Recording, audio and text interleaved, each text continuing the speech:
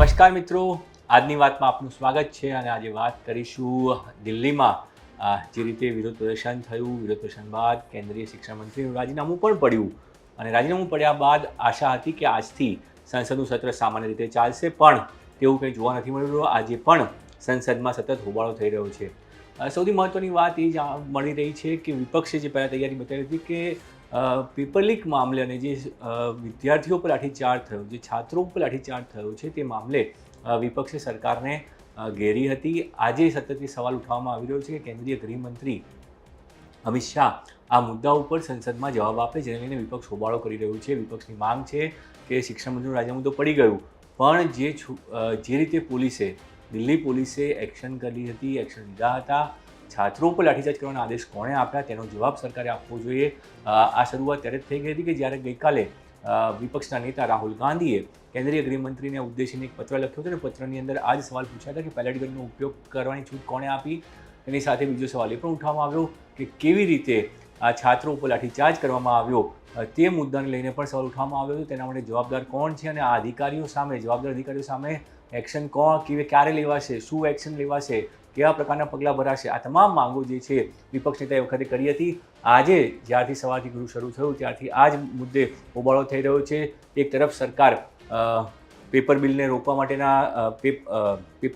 માટેનું જે કડક બિલ છે તેના સુધારાઓ લઈને આવી છે, તે રજૂ કરી દેવામાં આવ્યું છે, પણ તેના ઉપર ચર્ચા નથી થઈ શકી કારણ કે વિપક્ષ સતત એક માંગ કરી રહ્યું છે કે છાત્રો સાથે આ જે પ્રકારનું વર્તન થયું, જે ખરાબ વર્તન થયું અને છાત્રોને મારવામાં આવ્યા, તે માટે જવાબદાર અધિકારીઓ સામે પગલાં કોણ ભરશે, ક્યારે ભરશે, તે મોટો સવાલ છે. તેનો જવાબ કેન્દ્રીય ગૃહમંત્રી આપવો જોઈએ અને એટલા માટે વિપક્ષ સતત હોબાળો કરી રહ્યું છે.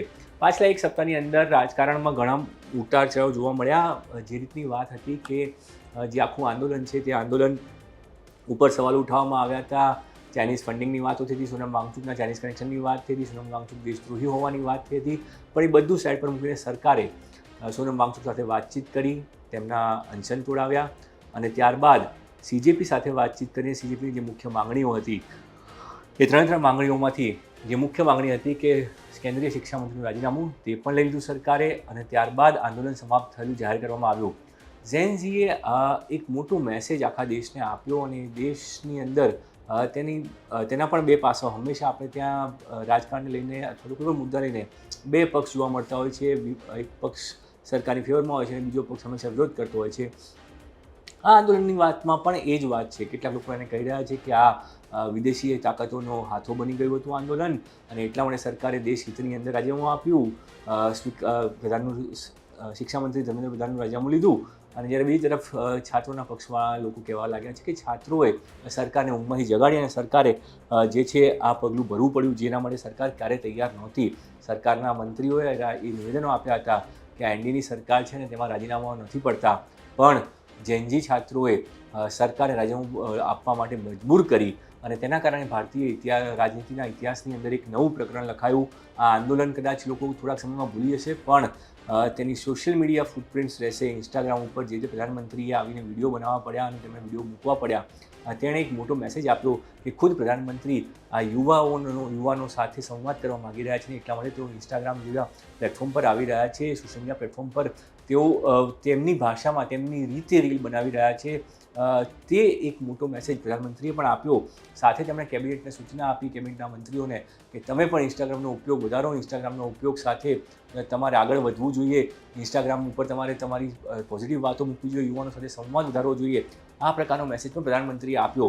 તેનું કેટલું પાલન તેમના મંત્રીઓ કરશે તે આવનારો સમય કહેશે ને તેનાથી ઝેન ઝી કેટલા ભાજપની સાથે આવશે તે પણ એક મોટો સવાલ છે. પણ અત્યારે તો એક વાત સ્પષ્ટ છે કે વિપક્ષ સરકારને કોઈપણ તરીકે છોડવા નથી માગતો.